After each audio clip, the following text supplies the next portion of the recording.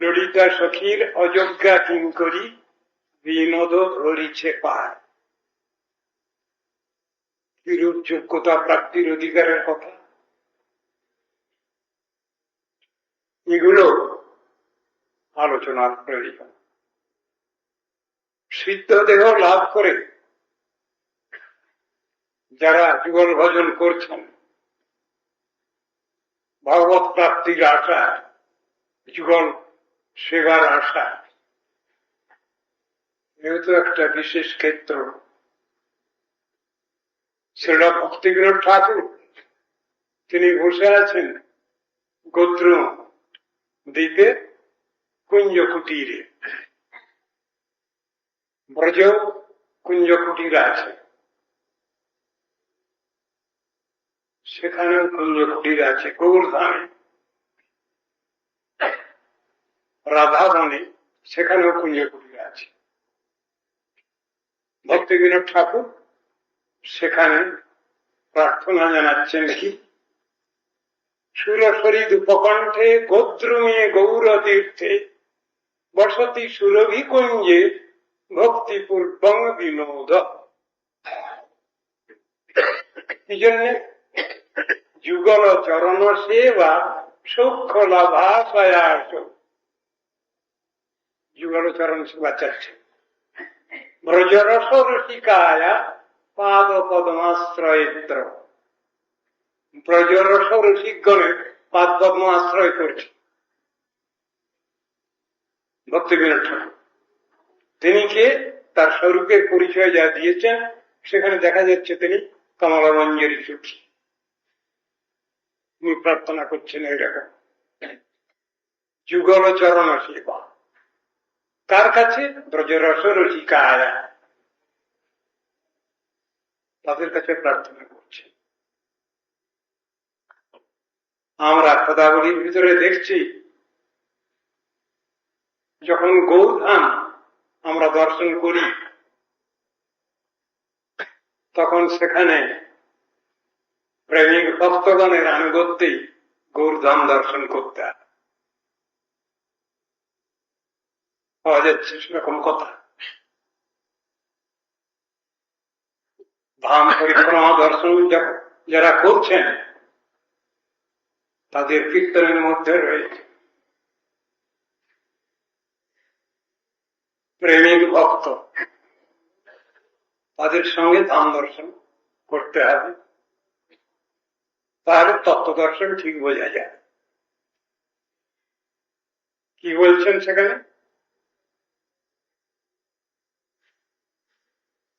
গৌর আমার যেসব স্থান করল ভ্রমণ রঙ্গে, সেসব স্থান এরিব আমি প্রণয়ী ভকত সঙ্গে। আবার এখানে ব্রজে এসে যখন ব্রজমন্ডল পরিক্রমা করছি আমরা, তখন সেখানেও শ্রীল নরোত্তম ঠাকুরের আনুগত্যে আমাদের বলতে হচ্ছে ভ্রমিব দ্বাদশ বনে রসকেলি যে স্থানে প্রেমাদেশে গড়াগড়ি দিয়া সুধাইব জনে জনে ব্রজবাসী গণস্থানে নিবেদিব চরণে দীর্ঘা। কথাগুলো তো একই।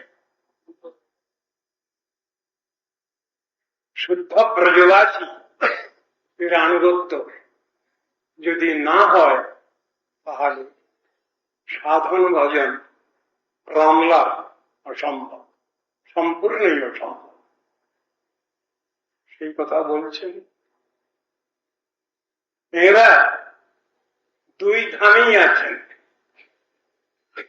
যারা গৌরধামে বসে আছেন তারা প্রার্থনা করছেন গৌরধামের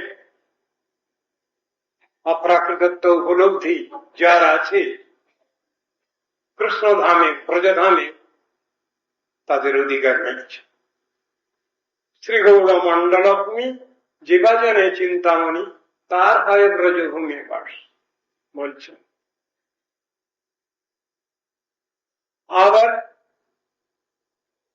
কিছু বৈষ্ণব আছেন তারা এই ব্রজভূমিতেই বাস করছেন এবং এখানে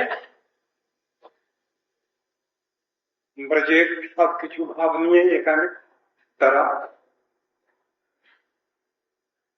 দিব্য চিন্তা নিয়ে আছে। কোন ক্ষেত্রে কাকেও বললেন, সম্ভবত জগদানন্দ পণ্ডিতকেই বলেছেন, বৃন্দাবনে যাইও না রহিও চিরকাল, গোবর্ধনে চড়িয়া না দেখিও গোপাল। কথাটা বলা হয়েছে। এটা সকলের জন্য না, তার জন্যই স্পেশাল এটা বলেছে। যদি কেউ মনে করেন যে সকলেরই জন্য, তা না, এটা কোনো বিশেষ কারণে তিনি কথাটা বলেছেন। সকলের জন্য এটা হয়। কেন না, অধিকাংশ ভক্তগণের প্রার্থনা দেখা যাচ্ছে তারা গৌরধামে বসে ব্রজ ধাম বাসের প্রার্থনা জানাচ্ছেন, সেখানে থেকে ব্রজ থেকে ভজন করবার আশা প্রকাশ করছেন। সুতরাং এই দুটো জিনিস ঠিক কন্ট্রাডিক্টরি নয়। শাস্ত্র আলোচনা করলে দেখা যাবে যে কোনো স্থানে থেকেই তা করা যাবে। যারা সাক্ষাৎ ভাবে ব্রজের থেকে ভজন সাধন করতে অসমর্থ বা সুযোগ লাভ করছেন না, ওরা গৌরধামে থেকে করছেন।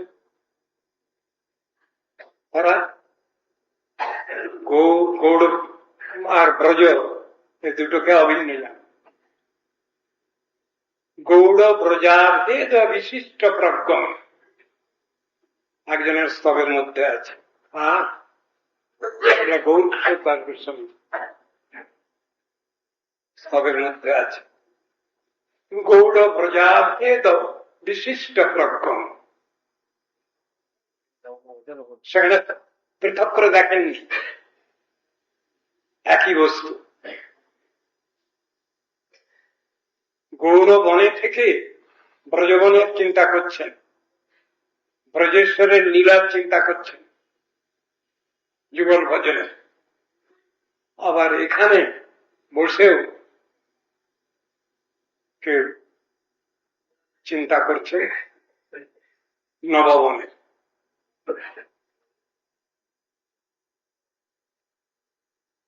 এটা পরস্পরের পরিপূরক, এটাই বলা হবে। অধিকার প্রাপ্তি এবং তদনুসারে ভজন, এটা একটা বিশেষ ব্যাপার। সাধন ভজন যদিও একই সঙ্গে আমরা উচ্চারণ করি দুটো শব্দ, তাহলে সাধন এবং ভজন দুটো জিনিসে অনেক তফাৎ। যে পর্যন্ত আমাদের প্রাকৃত কাম ক্রোধ লোভ মোহ মদ মাৎসর্য যতদিন থাকে হৃদয় অধিকার করে, ততদিন অপ্রাকৃত ব্রজ ভজন আমাদের পক্ষে সম্ভব হয়। কিন্তু অধিকারী ব্যক্তি যিনি বা যারা, তারা নিশ্চয়ই সেটা করবেন। অনধিকারীর পক্ষে এটা নিষেধ হয়েছে। গোস্বামী গ্রন্থ আলোচনা করলে আমরা দেখতে পাচ্ছি, সজাতিয়াশয়ে স্নিগ্ধে সাধু সঙ্গ শতৌ বরি, কথাটা আছে। সজাতিয়াশয় স্নিগ্ধ ব্যক্তির সঙ্গে উন্নতাধিকারের কথা আলোচনা করা যাবে, চলবে, কিন্তু অনধিকারীর পক্ষে নিষেধ, এই কথা বলা হয়েছে। আবার ভক্তিবিনোদ ঠাকুরের ক্ষেত্রেও দেখছি আমরা, প্রভুপদের ক্ষেত্রেও দেখছি, সেখানে একটা জিনিস তিনি লৌল্য লাভ করেছেন। লৌল্য, তার পক্ষে তিনি যেখানেই যে অবস্থায় বসে থাকেন না কেন, তিনি তার যে ভাব সেটা প্রকাশ করে ফেলতেন অনিচ্ছা সত্ত্বেও। এখন কি করা যাবে? সেখানে কি কর্তব্য? যে সেখানে তো অধিকারের বিচারের কথা বলেছেন, যারা অধিকারী আছেন সেই অধিকারী কি সব লোকের সঙ্গে সামনে একই কথা বলবেন একই রকমের, তা কিন্তু না। সেখানে ভক্তি বিনোদ ঠাকুর বলছেন শান্তরস, দাস্যরস, সক্ষরস পর্যন্ত বা ছিন্নরস পর্যন্ত আলোচনা করা যায়, যেখানে সাধারণ সভা সমিতি বহু রকম ধরনের অধিকারী ব্যক্তি বসে আছেন। আবার প্রভুপাদ সরস্বতী ঠাকুর আরো খুব কড়া, তিনি বলছেন শুধু দাস্যরস পর্যন্ত আলোচনা করা যায়, তার বেশি সাধারণ সভায় আলোচনা করা যাবে না। তো ভুল বুঝাবুঝি হবে। কেন যেখানে কথা বলা আছে যে অনধিকারী ব্যক্তি যিনি বা যারা, তাদের কাছে উন্নত উজ্জ্বল রসের কথা যদি আমরা বলি তাহলে তারা ভুল বুঝতে পারে, ভুল বুঝবেই, বুঝেই বসে আছে। কেন? ভগবানের অপ্রাকৃত লীলা, রসাধিক লীলা, অপ্রাকৃত লীলা। তারা প্রাকৃত নায়ক নায়িকা বলে ভ্রম করবে, রাধা গোবিন্দকে, রাধা শ্যাম সুন্দরকে, রাধা মাধবকে। সেই জন্য এই নিষেধনামা জারি করা আছে। কিন্তু তুষ্যন্তি চ রমন্তি চ, যেখানে বলা হলো সজাতি আশায় স্নিগ্ধ, এই ব্যাখ্যাটাও নিতে হবে। সবটার মধ্যেই সামঞ্জস্য আছে, সামঞ্জস্য ছাড়া কোন বস্তু নেই। সেটা প্রমাণ করা যায় আমাদের গৌড়ীয় গুরুবর্গের কিছু কিছু কথা দিয়ে। বিরুদ্ধ সামান্যম তস্মিন্ন চিত্রম, একটা কথা আছে। আপনারা এসব কথা আলোচনা করেন, আপনারা ভালো করে আলোচনা করে দেখুন, প্রমাণ করা যাবে। সাধারণভাবে মনে হচ্ছে একটা, কিন্তু হয়ে যাচ্ছে আর একটা, মানে হয়ে যাচ্ছে আর একটা। সুতরাং সবটার মধ্যেই বৈশিষ্ট্য আছে। আমরা ভগবত তত্ত্বের ক্ষেত্রে, অপ্রাকৃত তত্ত্বের ক্ষেত্রে, সেখানে যদি কোনো মতবিরোধের মতো কিছু দেখা যায়, মতবিরোধ বলা যায় না, সেখানে মত বৈশিষ্ট্য এই শব্দ ব্যবহার করেছি। অপ্রাকৃত তত্ত্ব সাধারণ ক্ষেত্রেতে মতানৈক্য কথাটা, কিন্তু অপ্রাকৃত ক্ষেত্রে মত বৈশিষ্ট্য এই শব্দ ব্যবহার করা হয়েছে। তো তত্ত্বগত বিচারে এটা হয়েছে। প্রাকৃত ক্ষেত্রে যেখানে মতদ্বৈততা, মতানৈক্য, অপ্রাকৃত ক্ষেত্রে সেইটাই মত বৈশিষ্ট্য, সেখানে বৈশিষ্ট্য শব্দ ব্যবহার হয়েছে। কেন? এদের মধ্যে কোনো বিরোধ নেই, অপ্রাকৃত তত্ত্বে কোনো বিরোধ নেই। সাধারণ অধিকারী ব্যক্তি এবং অপ্রাকৃত অধিকারী ব্যক্তি, তাদের মধ্যে ওই মত বৈশিষ্ট্য এই শব্দই ব্যবহার করতে হবে, তাহলে ভুল হয়ে যাবে। প্রাকৃত ক্ষেত্রে ব্যবহার হতে পারবে, কিন্তু অপ্রাকৃত ভূমিকায়, অপ্রাকৃত ক্ষেত্রে সেখানে বৈশিষ্ট্য শব্দই রাখতে হবে। শাস্ত্রের কথা আমরা মানি, শাস্ত্রের কথা আমরা সবাই মানি, মানতে বাধ্য আছি। এমন কিছু কথা এলো, এমন কিছু বিচার এলো যেটা শাস্ত্রে প্রায় খুঁজে পাওয়া যাচ্ছে না, তখন কি করব? সব শাস্ত্র তো পড়া নেই আমাদের।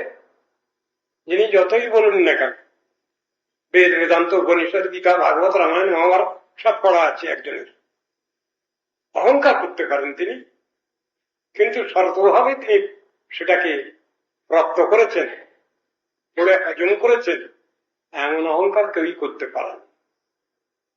কিন্তু সেখানে কি বলা আছে? সেখানেও একটা কথা বলা আছে। কি কথা? সামঞ্জস্য। সাধারণভাবে একজন এসে বললেন আমার গুরু এমন কথা বলেন যে কথা কোন শাস্ত্রে পাওয়া যায় না, বেদ বেদান্ত উপনিষদ কোন শাস্ত্রে পাওয়া যায় না, সেখানে সমালোচনার কথা হল। কিন্তু এমন কিছু তত্ত্ব দর্শন তিনি বলেছেন যেটা আমার জানা নেই শাস্ত্রে সেটা আছে কি না, কিন্তু একটা সম্পূর্ণ নূতন ঢঙের কথা বলেছে যেটা শুনিনি কখনো আমি। সেখানে কি বলবো আমি, সেখানে ব্যাখ্যা রয়েছে মহাজনানুভব, এই শব্দ দেওয়া আছে, মহাজনানুভব। আমি যদি মহাজনানুভবকে স্বীকার না করি তাহলে শাস্ত্র স্বীকার করা হলো। কেন? আইন আইন আছে, আমি আইন মানি, কিন্তু আইনের যে এক্সেপশন আছে, অনারেবল এক্সেপশন আছে, সেটাকেও যদি আমি না মানি তাহলে আইনকে স্বীকার করা হলো। এসব বিচারগুলো আসবে পারমার্থিক ক্ষেত্রে। শাস্ত্রের তত্ত্ব সিদ্ধান্তের সঙ্গে সামঞ্জস্য পূর্ণ বাক্য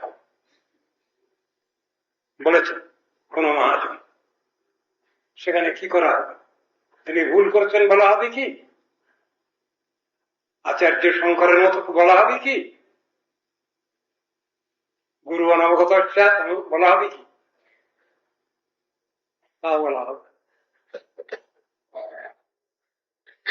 আমার গুরু কিছু জানেন না,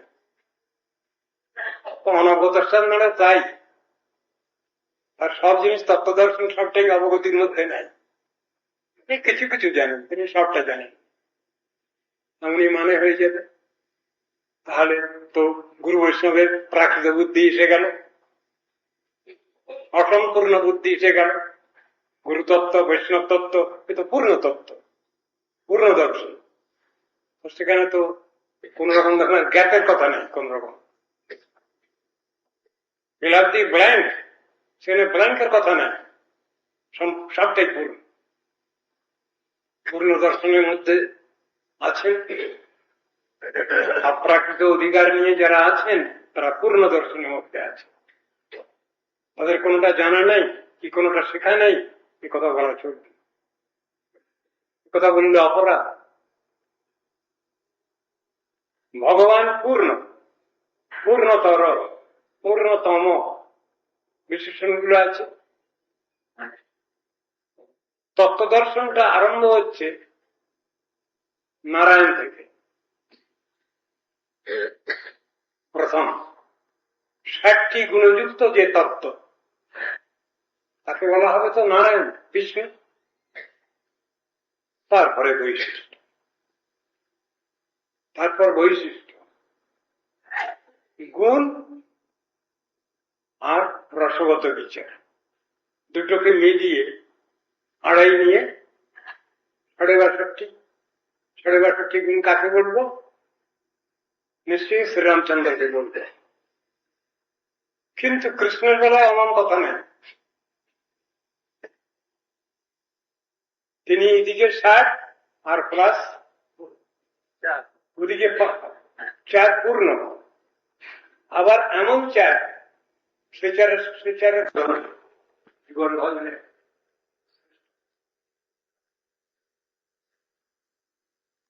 যে 4 দিয়ে পূর্ণ করা হয়েছে কৃষ্ণস্বরূপ, সে 4 তো কার মধ্যে নেই, লীলামাধুর্য নেই, বেণুমাধুর্য নেই, কার নেই। তাহলে ওই নিয়ে গন্ডগোল করে কি হবে? রামচন্দ্র বড় না কৃষ্ণচন্দ্র বড়, এই নিয়ে গন্ডগোল করবো কেন? কিন্তু গন্ডগোলের ক্ষেত্র আসছে অনেক সময়, ধনুকধারী বংশীধারীর মধ্যে গন্ডগোল এসে যাচ্ছে মাঝে মাঝে। কিন্তু তত্ত্ব দর্শন তো ঠিকই পড়ে আছে, তত্ত্ব দর্শনে কোনো ভুল নেই, ঠিক আছে। রসেন উৎকৃষ্টতে কৃষ্ণ রূপমেশা রসস্থিতি সিদ্ধান্ত তত্ত্বভেদেতি শ্রী কৃষ্ণ স্বরূপয় রসেন উৎকৃষ্টতে কৃষ্ণ রূপমেশা রসস্থিতি। ওইটা তো ভুললে চলবে না, এ তত্ত্ব দর্শন তো পড়ে আছে। আবার বজরঙ্গলী হনুমানজি তিনি তত্ত্ব দর্শন জানেন না, এ কথাও বলা চলে না, কারণ তিনি তো বৈষ্ণব, একজন শ্রেষ্ঠ বৈষ্ণব। তাহলে এ কথা আবার কেন বললেন? শ্রীনাথে জানকী নাথে চ ভেদে পরমাত্মনি তথাপি মম সর্বস্ব রাম মনোলোচন, একথা তিনি বলেছেন। কিন্তু তিনিও কি অতাত্ত্বিক ব্যক্তি? তার কি আংশিক সাধন বল না পূর্ণ জ্ঞান আছে? না শুধু ধরা হবে এখানে নিষ্ঠা, শ্রীরামচন্দ্রের প্রতি নিষ্ঠা, এটাই বড়, সেখানে ধরা হয়েছে। তিনি তত্ত্ব দর্শন জানেন না, এটা বললে হয়তো অপরাধ হয়ে যেতে বজরঙ্গলী চরণে। সবটাই তো বুঝবার কিছু।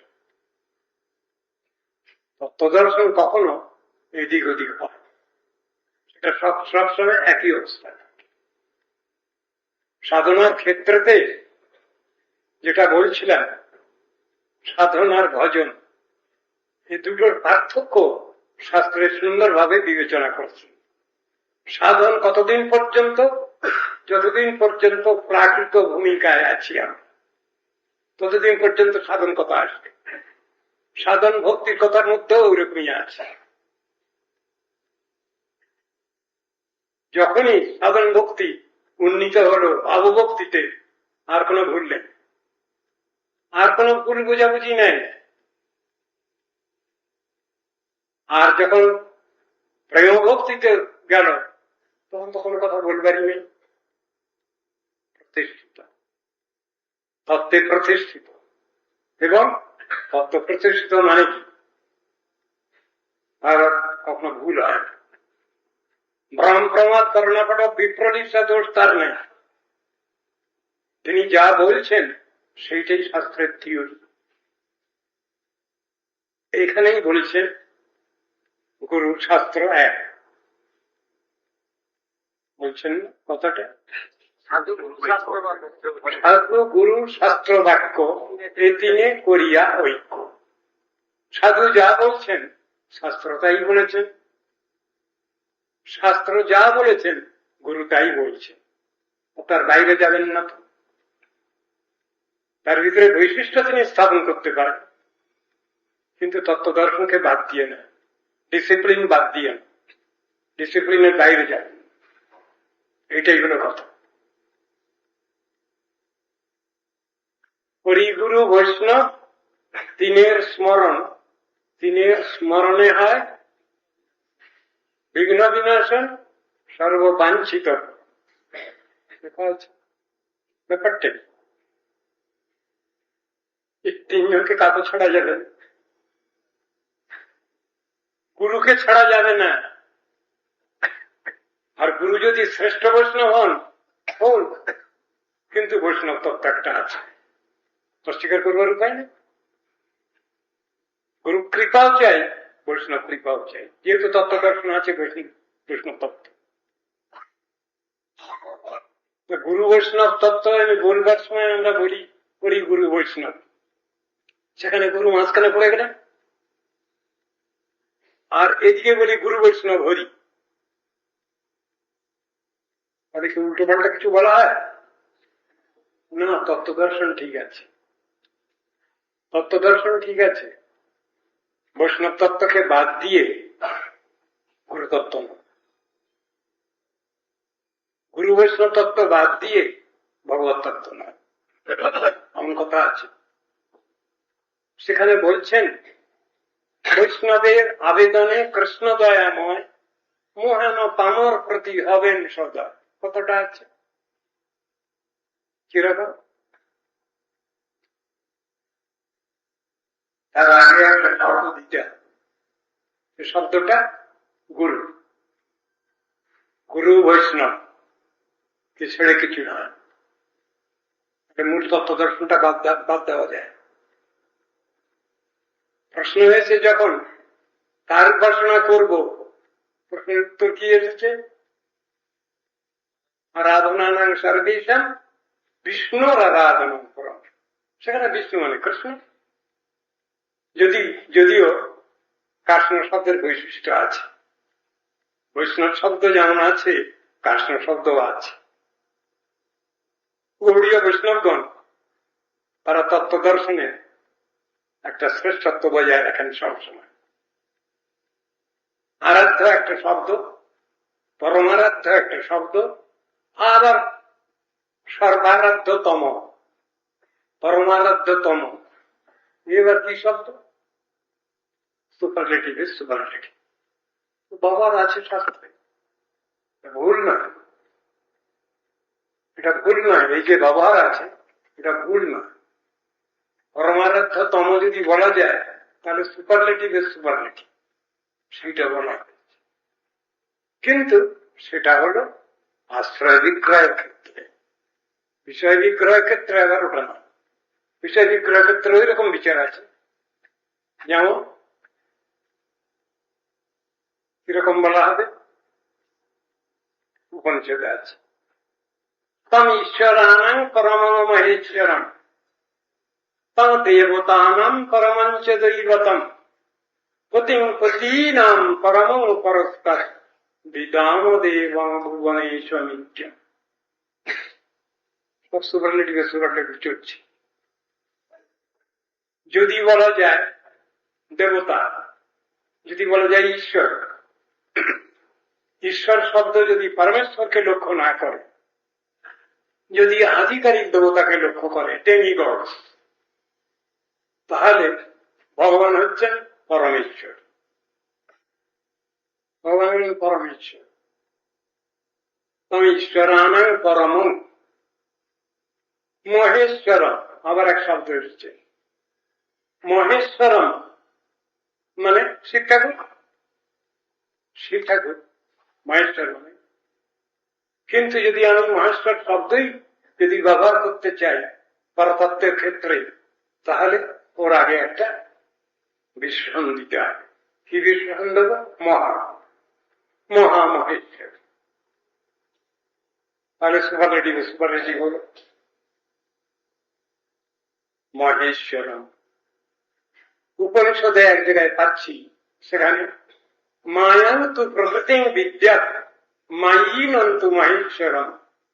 এখানে কি হবে? মানে সাধারণ ভাবে মায়া এবং মায়ী এই শব্দটা শিক্ষাকে লক্ষ্য করছে, কিন্তু এখানে কি মানে? এখানে লক্ষ্য করছেন ভগবানকে। মায়ান্তু প্রকৃতিং বিদ্যাৎ মায়ীনন্তু মহেশ্বরম, এখানে ব্যাখ্যা করেছেন সুপারলেটিভ দিয়ে ভগবান।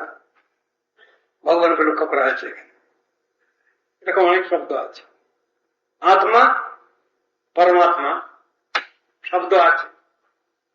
আত্মা এক জায়গায় অর্থ হয়েছে জীবাত্মা, আবার আত্মার এক জায়গায় অর্থ হয়েছে পরমাত্মা। এমন আছে। যেমন বলা হল চম এব ঈশৎ প্রণীতি তেন লব্ধ্বা তস্যৈষ ঈশৎ বিপ্রণীতেতনুষ্ণাম। এখানে এক আত্মার মানে হচ্ছে জীবাত্মা, আর এক আত্মার মানে হচ্ছে পরমাত্মা। তো এক শব্দতে অনেক রকম মানেও হচ্ছে। এখানেও সেই রকম হচ্ছে। তম ঈশ্বরানাং পরমং মহেশ্বরম তম দেবতানাং পরমঞ্চ দৈবতম। দেবতা শব্দে যদি ডেমিগডস মানে হয়, তাহলে ভগবানকে কি বলা হবে? পরদেবতা। পরদেবতাই মানে ভগবানের বিষ্ণু। পরমঞ্চ দৈবতম পতিং পতীনাম। এই জগতের সম্পর্কে পতি পত্নী সম্পর্ক আছে, কিন্তু ভগবানকে বলা হচ্ছে কি? বিশ্বপতি, জগৎপতি, জগন্নাথ বলা হচ্ছে। পতিং পতীনাম পরমং পরস্তাৎ, তিনি সুপারলেটিভের সুপারলেটিভ। বিদাম দেবং ভুবনেশ্বমিত্যম। হে ভুবনপূজ্য ভগবান, তোমার একটা নাম জানায়। তত্ত্বদর্শনগুলোকে এইভাবে ব্যাখ্যা করা আছে। সুতরাং আমরা কখনোই একটা জিনিস আর একটা জিনিসের ঘাড়ে চাপিয়ে দেবো না। তত্ত্ব দর্শন ঠিক রাখতে হবে এবং শাস্ত্র বিচারের উপর সেটা প্রতিষ্ঠিত থাকবে। যারা প্রাথমিক সাধক সাধিকা তাদের অধিকার একরকম, সাধনার ক্ষেত্রে আছেন, ভুল বোঝাবুঝি আছে, মিসআন্ডারস্ট্যান্ডিং আছে, তাদের তত্ত্ব দর্শনে গন্ডগোল হতে পারে, মধ্যমাধিকারে হয়, মধ্যমাধিকার থেকেই হয়, উত্তমাধিকার তো হয়ই না। মধ্যমাধিকারী ব্যক্তি মানে কি? উপদেশ, গুরুর সাধারণ যে অধিকার, যে অধিকারে এসে তাকে কিছু উপদেশ করতে হয়, ভালো মন্দের বিচার দেখাতে হয়, সেটা মধ্যমাধিকার। হতে পারেন তিনি উত্তমাধিকারী, কিন্তু যখন বাচ্চাকে বুঝাতে হবে তখন তাকে নিচে নেমে আসতে হবে। পোস্ট গ্রাজুয়েট হতে পারেন পিতামাতা, কিন্তু তাকে নিম্ন অধিকারে এসে বুঝাতে হবে, বাচ্চাকে অ আ ক খ শিখাতে হবে।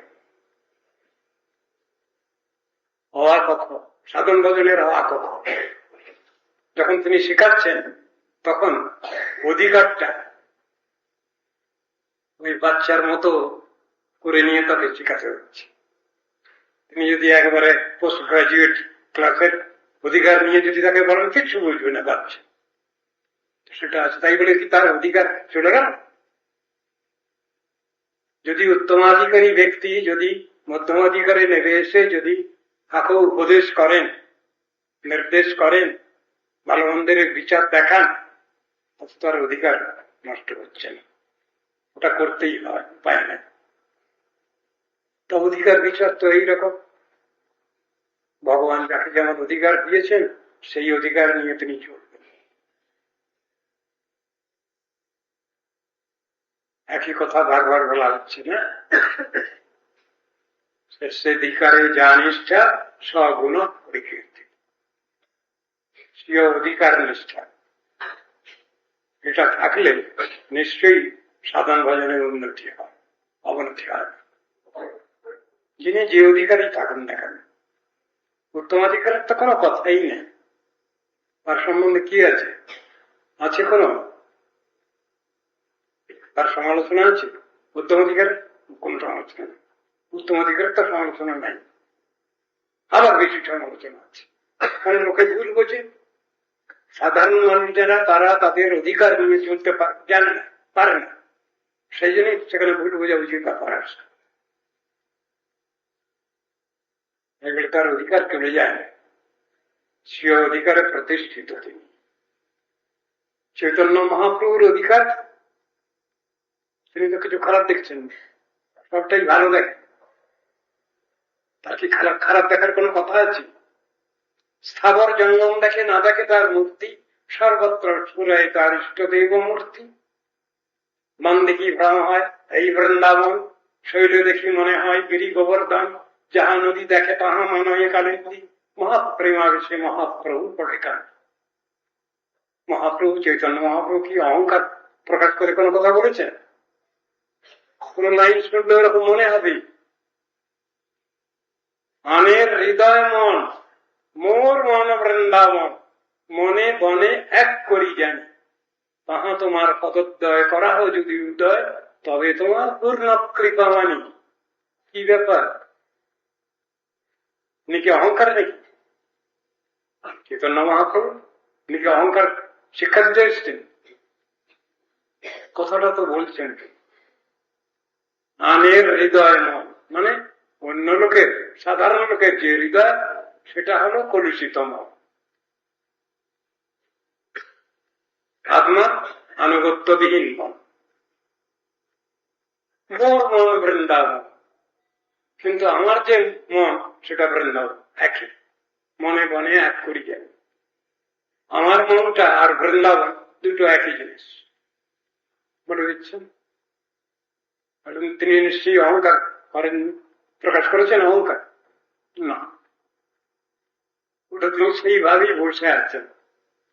তার পক্ষে ওটা মিথ্যা কথা না, ওটা প্রাগনুভব না, ঠিক ঠিক কথা। বাচ্চা বয়স যখন যখন নিমাই গঙ্গা স্নান করতে যাচ্ছেন, দুষ্টুমি করছেন সেখানে। অনুরা কন্যাগণ তারা গঙ্গা স্নান করতে যাচ্ছে, সেখানে তারা সব গঙ্গা পূজা করবে বলে সব নিয়ে গেছে জিনিসপত্র, ফল মূল মিষ্ট সব জিনিস নিয়ে গেছে। সেখানে গিয়ে ওরা স্নান করছে আর এদিকে গপ গপ করে সব খাচ্ছে। আবার যখন স্নান করে উঠে এসে দেখছে যে খাওয়া সব শেষ, তখন বলছে তুমি এরকম করছো, আমরা কিন্তু সব সচিমাকে বলবো, নালিশ করবো, জগন্নাথ দেবকে নালিশ করবো, তুমি এত দুষ্ট হয়েছে। কি বলছেন তিনি সেখানে? প্রভু কহে আমার পুজো আমি দিব বল, গঙ্গা দুর্গা দাসী মোর মহেশ কিঙ্কর। সেখানে কি অহংকার প্রকাশ করলেন তিনি? কোন অহংকার প্রকাশ করেন নাই, তত্ত্বদর্শন তিনি বলেছেন তার। আবার সেই তিনি আবার যখন অন্যত্র উপদেশ করছেন তখন বলছেন ছি ছি জীবে আর ভগবানে একই করা যায়? খবরদার, ওকে ভগবান বলা হয়েছে, তিনি বলছেন না মানুষকে ভগবান বলতে নেই। কেমন কথা? একই ব্যক্তি দুরকম কথা বলছেন তো। এখানে যা বলেছেন তত্ত্বদর্শন ঠিকই বলেছেন, আর ওখানে দৈন্য করছে, ওখানে দৈন্য করছেন। তিনি যে তত্ত্বদর্শন সেটা জানতে দিচ্ছেন না। কেন? তিনি বুড়াবতার, ত্রিযুগ, জানতে দেবেন না নিজেকে, লুকিয়ে ছিপিয়ে রাখবেন নিজেকে। সেই জন্যই তো কথাটা, তো কথাটা হয়তো খানিকটা প্রকাশ করে ফেলেছেন প্রহ্লাদ মহারাজ খানিকটা। উনি বলে ফেললেন তীর্থং ঋষিদেব যথাবতার লোকান বিভাবয়সি হংসি জগৎ প্রতীপান ধর্মান মহাপুরুষ পাশ যুগান বৃত্তম ছন্ন কলৌজুগোত্রসত্তম। প্রহ্লাদ মহারাজ জানিয়ে দিয়েছেন তুমি বুড়া অবতার, তুমি কাউকে জানতে দিচ্ছ না, বুঝতে দিচ্ছ না। অখিল লোক শিক্ষক ত্রিলোক গুরু হয়ে তুমি এসে বটে, তুমি স্বয়ং সেই রাধা গোবিন্দ মিলিত, তুমি লুকাচ্ছ তুমি নিজেকে। দুটো ক্ষেত্র দুটোই সত্যি কথা, কিন্তু এখানে দৈন্য করছেন তিনি। ভগবান এবং ভগবত ভক্তের যে অপ্রাকৃত দৈন্য, সেটাকে কি আমরা ভুল বুঝবো? আমার আপনাদের কাছে একটা বিশেষ নিবেদন, আবেদন, গুরুবর্গ যে দৈন্য প্রকাশ করছেন, পদকর্তা যে দৈন্য প্রকাশ করছেন, সেই দৈন্যের পরে হস্তক্ষেপ করা আমাদের কোনো অধিকার আছে কিনা? যদি থাকে তাহলে কিন্তু চৈতন্য চরিতামৃত থেকে, চৈতন্য ভাগবত থেকে লাইনগুলি তুলে দিতে হবে। কেন? পুরুষে কীট হইতে মহিষে লভিষ্ট, জগাই মাধাই হইতে মহিষে পাপিষ্ট, মোর নাম লয় যেই তার পুণ্য ক্ষয়, মোর নাম শুনে যেই তার পাপ হয়, এমনদের ঘৃণ্য মরে কে বা দয়া করে, এক নিত্যানন্দ বিনা জগৎ মাঝারে। এই লাইনগুলি তাহলে কমিট করতে হবে, তা তো হয় না। পদকর্তা স্বাভাবিক দৈন্য আছে, বহু বহু পদকর্তা অনেক রকম ধরনের দৈন্য সূচক শব্দ ব্যবহার করা আছে সেই পদের শীর্ষে, সেটা আমরা হাত দিতে পারবি। আমাদের অধিকার কতটুকু? আমরা তো পদকর্তার, বৈষ্ণব পদকর্তার অনুগত হয়ে তার কীর্তন করব। আমরা তো মূল গায়ক নয়, আমরা কি দোহারকারী, গুরু বৈষ্ণবের দোহারকারী। আমরা যে পদটা আমরা প্রথম গাইছি সেটা তো গুরু বৈষ্ণবের পদ। আমি বলবার সময় অমুকের দাসময়ী এটা বলতে পারি, প্রথম বলতে হবে আগে ওইটা, পিছনে বলতে হবে অমুকের দাস। আমরা তো বরাবর এরকম শুনে আসছি, যেখানে যেখানে যত মহাজনের যত আছে কীর্তন গুলো, সে সবগুলো ওই রকম। তাও সব বলা যাবে না। যেখানে উন্নত ধরনের অধিকার প্রার্থনা করছেন কোন ভক্ত, কোন পদকর্তা, সেখানে বলা যাবে। আমার বিচারে ওই ললিতা সখী রজজ্ঞা কিঙ্করী বিনোদ ধরিছে পায়, এটা সকলের বলা উচিত, এটা সকলের বলা উচিত।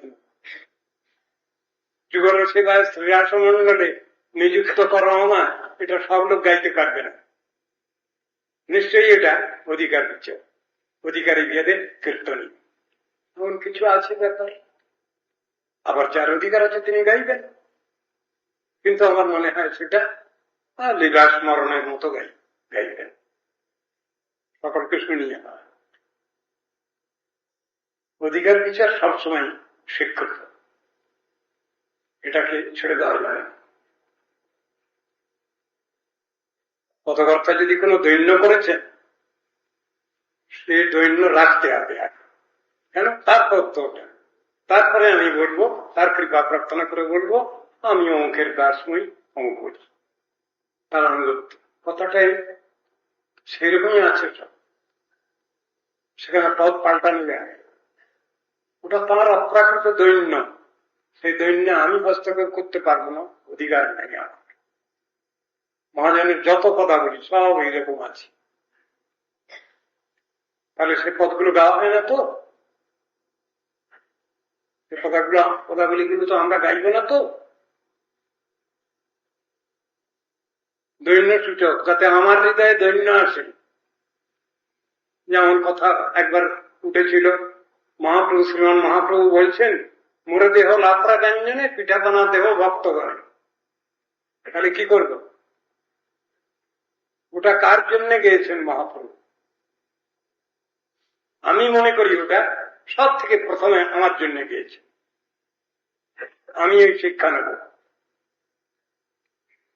আমি লাত্রা ব্যঞ্জনী খাবো, আর বৈষ্ণবগণকে সব পিঠাপানা সব ভালো ভালো জিনিস। এই শিক্ষাটা আমারই প্রথমে দরকার।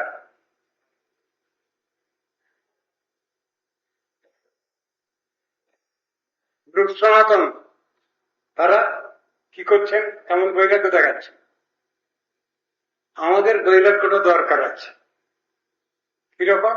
সাধ্যানুসারে।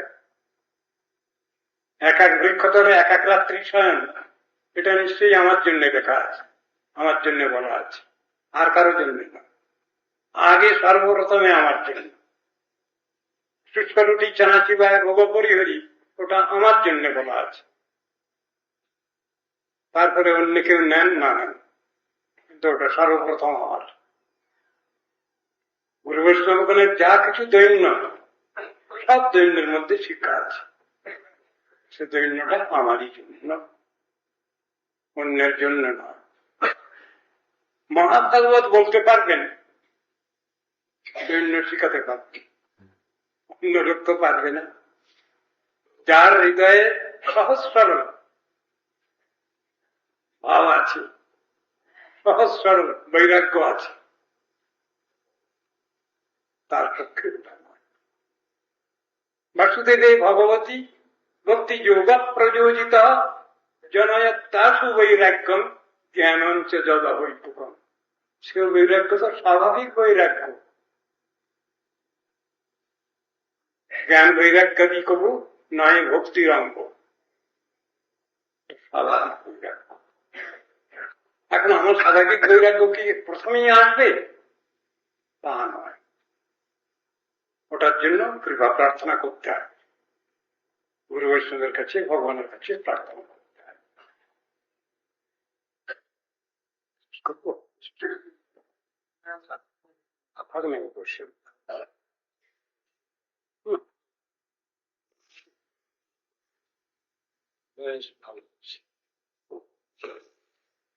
অনেক অনেক বাজে বাজে কথা, যা আলোচনার অযোগ্য, সেটা আপনাদের নিকট পরিবেশন করলাম। যদি আমার আলোচনায় কিছু দোষ ত্রুটি হয়ে থাকে, হয়েছে নিশ্চয়ই, তাহলে দয়ার বৈষ্ণব ঠাকুর, ত্রিমণ্ডলী মাতৃমণ্ডলী, আপনারা আমাকে ক্ষমা করবেন।